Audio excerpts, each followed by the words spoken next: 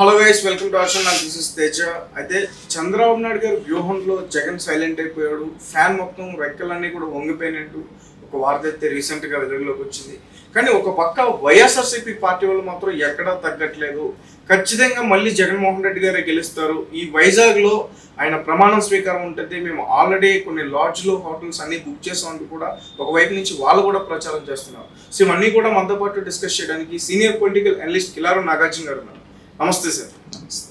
So అంటే చంద్రబాబు నాయుడు గారి వ్యూహంలో జగన్మోహన్ రెడ్డి సైలెంట్ అయిపోయాడని చెప్పేసి వార్త. కానీ జగన్మోహన్ రెడ్డి ఎక్కడ కూడా సైలెంట్ అవ్వలేదని నాకు అనిపిస్తుంది. సో దాని గురించి అంటే చంద్రబాబు నాయుడు గారి రాజకీయ జీవితం కనుక చూస్తే ఎక్కడైనా సరే గత 40 సంవత్సరాలు పైగా ఆయన రాజకీయం చేసుకుంటూ వస్తున్నాడు. ఆయన మౌనంగా ఉన్నాడు అంటే ఎదుటాడు భయపడాలి. ఆయన మాట్లాడుతున్నాడు అంటే భయపడాల్సిన పని లేదు. ఆయన మౌనంగా ఉన్నాడు అంటే లోపల ఏదో ఒక వ్యూహం రచిస్తున్నాడు అనేటువంటి అది వైసీపీ వాళ్ళకి బాగా తెలుసు. ఎలాగా వీళ్ళు ఒక్కడే వస్తాడు, పవన్ కళ్యాణ్ ఎడిదిరిగి విడిపోయాడు కదా, వాళ్ళిద్దరు కనుక కొట్టుకుంటే మనకి ప్రభుత్వ వ్యతిరేక ఓటు చీలుతుంది, మనం గెలిచిపోతాం అనేటువంటి భ్రమంలో వాళ్ళు ఉన్నారు. కానీ పవన్ కళ్యాణ్ తనంతట తను ఆయన దగ్గరికి వచ్చేటువంటి పరిస్థితులు ఆయన కల్పించాడు అనకపోయినా అలా పరిస్థితులు కలిసి వచ్చింది. జగన్మోహన్ రెడ్డి దుందుడుకు చర్యగా చంద్రబాబు నాయుడు గారిని అరెస్ట్ చేయటం, ఏ సరైన అవకాశం కోసం చూస్తున్నటువంటి పవన్ కళ్యాణ్ ఆయన 2 సంవత్సరాల నుంచి గట్టిగా చెప్తున్నాడు ఏమని, ప్రభుత్వ వ్యతిరేక ఓటు నేను చీలనివ్వను. సో వీళ్ళిద్దరి కలయికకి అవకాశం కల్పించింది జగన్మోహన్ రెడ్డి అయ్యాడు. సో ఆ జైల్లోకి వెళ్ళి ఆయన పరామర్శించి రాగానే మేము ఇద్దరం పొత్తు పెట్టుకుంటున్నాం అనేటువంటి పవన్ కళ్యాణ్ అనేటువంటి వ్యక్తి కనుక లేకపోతే ఇంత ఇదిగా వాళ్ళు బీజేపీ వాళ్ళు పొత్తు పెట్టుకోవడానికి అంత త్వరగా ముందుకు వచ్చేవాళ్ళు కూటమిలో.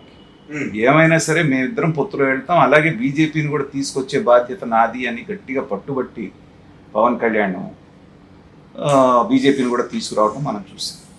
కాబట్టి చంద్రబాబు నాయుడు అనే వ్యక్తి నాకు పొత్తు కావాలి అనేటువంటి అడగకుండానే, నోరు తెరవకుండానే ఎలాగ కూటమి అనేటువంటిది కూటమి కట్టారనేది మనం చూస్తాం. అది చంద్రబాబు నాయుడు గారికి ఉన్నటువంటి ఎక్స్పీరియన్స్, చంద్రబాబు నాయుడు గారికి ఉన్నటువంటి రాజకీయ చతురత. మిగతా వాళ్ళు ఏం చేశారు, వాళ్ళు ఎక్కువ చేశారు. వైఎస్ఆర్సీపీ వాళ్ళు వీళ్ళు వల్ల కాదు, వీళ్ళు అసలు కూటమి కట్టరు ముందన్నారు. ఆ తర్వాత ఎప్పుడైతే పవన్ కళ్యాణ్ ఓట్లు చీలనేమని అన్నాడో వెంటనే మొదలు పెట్టారు, వీళ్ళంతా పల్లకి మోస్తున్నారు, చంద్రబాబు నాయుడు పల్లకి మోస్తున్నారు, పాయకేస్తారు, లేకపోతే ఇంకా రకరకాలుగా మొదలు పెట్టారు. ఇవన్నీ మొదలు పెడితే అవతల వ్యక్తి మీకు దగ్గర అవుతాడా, దూరం అవుతాడా? ఇప్పుడు నేను తీసుకున్న దానికి నన్ను అంటూనే ఉన్నారు కాబట్టి ఎడిదిరిగి నాకు అంతకుముందు ఒక సీటే వచ్చింది, చంద్రబాబు నాయుడు గారితో వెళ్తే ఇద్దరికి పనికి వస్తుంది అనేటువంటి నిర్ణయం ఆయన తీసుకున్నాక మీరు 100 మాటలు మాట్లాడినా కానీ 4 రోజులు ఆలస్యం అయ్యేదని మీరు ముందుగానే చేసినట్టు అయింది కదా. చేతులారా మీరు చేసుకొని అది వాళ్ళిద్దరూ దగ్గర అయ్యేటట్టు చేశారు. ఆ తర్వాత బీజేపీ రావటం మనం చూసిన తర్వాత పరిస్థితులు ఎలా మారినాయో చూసాం. ఇవాళ అధికారంలో ఉన్నటువంటి పార్టీ వాళ్ళే, ఇంకా కౌంటింగ్ రోజు వరకు వాళ్ళే ఆపద్ధర్మ ప్రభుత్వం అయినా వాళ్ళే అధికారంలో ఉన్నట్టు కదా. అయినా ఇవాళ ఎలా హాహాకారాలు చేస్తున్నారో చూసాం కదా. అధికారం చంద్రబాబు నాయుడు దగ్గర లేకుండానే అధికారంలో ఉన్నటువంటి మంత్రులు, ఎమ్మెల్యేలు అందరూ కూడా ప్రతిపక్షంలో ఉన్నట్టు మాట్లాడేటువంటి పరిస్థితిని కల్పించాడు అంటే చంద్రబాబు నాయుడు గారి తెలివితేటలు ఎలాంటివి అర్థమవుతుంది. పైగా ఆయన ఒక మాట అనకుండానే అన్ని మాటలు వైఎస్ఆర్సీపీ వాళ్ళతోనే అనిపించాడు. ఏమని, చంద్రబాబు నాయుడు గారు కేంద్రాన్ని మేనేజ్ చేస్తున్నాడు, బీజేపీని మేనేజ్ చేశాడు, పవన్ కళ్యాణ్ని మేనేజ్ చేశాడు, వాళ్ళ చెల్లెల్ని మేనేజ్ చేశారు, కుటుంబాన్ని విడగొట్టారు, మిగతా వాళ్ళందరినీ ఆయన పక్కకు తీసుకెళ్ళాడు. ఆయన గొప్పతనం అంతా వీళ్ళే చెప్పారు కదా. అది చంద్రబాబు నాయుడు వ్యూహం. తను నోరు తెరవకుండానే తన గురించి యాంటీగా మాట్లాడేటువంటి వాళ్ళతోటే అతను శక్తివంతుడు అని చెప్పించు. సజ్జల రామకృష్ణారెడ్డి ఏం చెప్తాడు, ఆయన వ్యవస్థలను మేనేజ్ చేయడంలో చాలా దిట్ట, ఆయన ఏదన్నా చేయగలడని ఆయన అంటాడు. అంబటి రాంబాబు వచ్చి ఇంకోటి అంటాడు. ఇవన్నీ తిడుతున్నారా మీరు, ఆయన పొగుడుతున్నారా? ఇండైరెక్ట్ గా ఆయన యొక్క గుణగణాలని, శక్తి సామర్థ్యాలని మీరు పొగుడుతున్నారు. అంటే వాళ్ళ మనసులోనే వాళ్ళు బయటికి కక్కేస్తున్నారు, కానీ అవి ప్రజలు ఎలా తీసుకుంటారనేది అర్థం కావట్లేదు. మరి తల్లి చెల్లి నిన్ను కాదని చెప్పేస్తాను, నువ్వు అన్నట్టుగానే చంద్రబాబు నాయుడు గారి డైరెక్షన్ లో చేస్తున్నారు అనుకుంటే అంటే నిన్ను నమ్ముతున్నట్ట వాళ్ళు చంద్రబాబు నాయుడు గారిని నమ్ముతున్నట్ట? అంటే నీకంటే ఆయనకి ఎక్కువ విశ్వసనీయత ఉన్నట్టే కదా నీ చెల్లి దగ్గర తల్లి దగ్గర. మరి ఇవన్నీ మాట్లాడినప్పుడు ఏంటంటే ఏవైతే మాట్లాడకూడదో అవి ప్రతిపక్షాల నోటితోటి చెప్పించడం అనేటువంటిది చంద్రబాబు నాయుడు గారి వ్యూహం. అది పార్ట్ 1, వ్యూహం పార్ట్ 1. వ్యూహం పార్ట్ 2 ఎప్పుడు మొదలైందంటే ఎలక్షన్లు అయిపోయిన తర్వాత. బాగా జరిగింది ఎలక్షన్లో, ఈ గొడవలు జరిగినాయి, ఇవి జరిగినాయి, ఇవి ఇలా జరగకుండా ఉండాల్సిందని చెప్పాడు.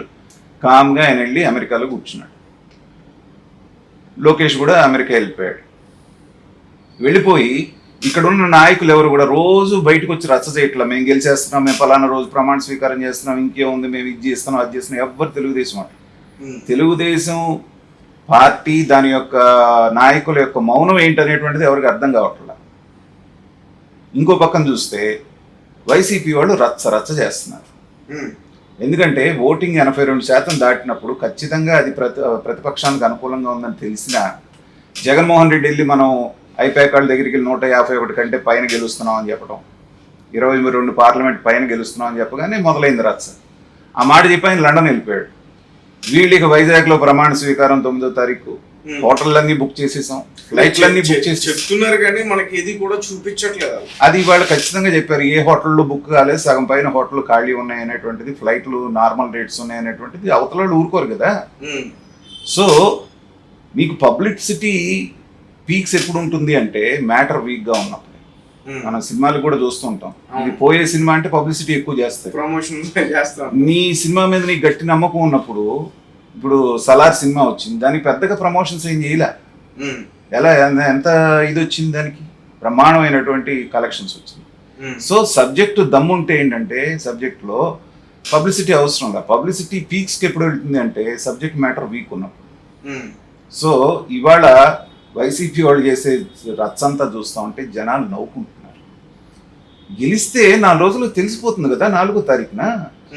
ఆ రోజు కావాలంటే దొరక ఆ హోటల్లో 4వ తారీఖు నుంచి 9వ తారీఖు దాకా ఉంటుంది కదా గ్యాప్ గెలిచిన తర్వాత. ఇప్పటి నుంచే హడావుడి చేస్తున్నారంటే ఏంటంటే వాళ్ళు బెట్టింగులు కాసుకున్నారు. దగ్గర ఒక లెక్క ప్రకారం 20,000 కోట్ల రూపాయలు బెట్టింగ్లు నడుస్తున్నాయి అనేటువంటి తెలుస్తుంది. ఓకే.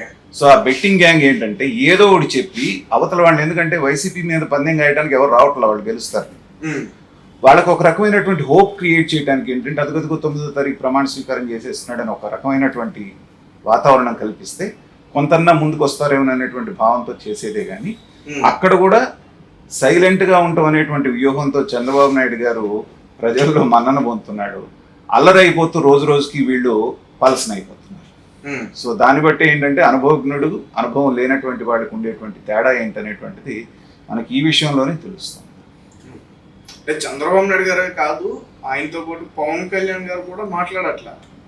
ఎక్కడ కూడా ఆయన అంటే మాట్లాడాల్సిన అవసరం లేదు, ఎందుకంటే they are very confident that they are going to win the elections. So 4వ తారీఖు చెప్తారు కదా ప్రజలు అనేటువంటి భావనలో ఆయన వాళ్ళు ఉన్నారు. సో నిజంగా కూడా అవ్వాల్సింది ఏంటంటే మీరు శాయశక్తిలో ప్రయత్నం చేశారు, ఫైట్ చేశారు, చేసిన తర్వాత ప్రశాంతంగా ఉండండి. 4వ తారీఖు ఎవరికి పట్టం కడతారని తెలుస్తుంది. ఈ లోపల ఈ అల్లరి గొడవ ఎందుకు, తర్వాత మీరు అంటాం వాళ్ళు కాదంటాం, చివరికి వచ్చేటప్పుడు మీరు పల్సన్ అయిపోవటం అనేటువంటిది నవ్వులు పాలవటం తప్పితే వేరే.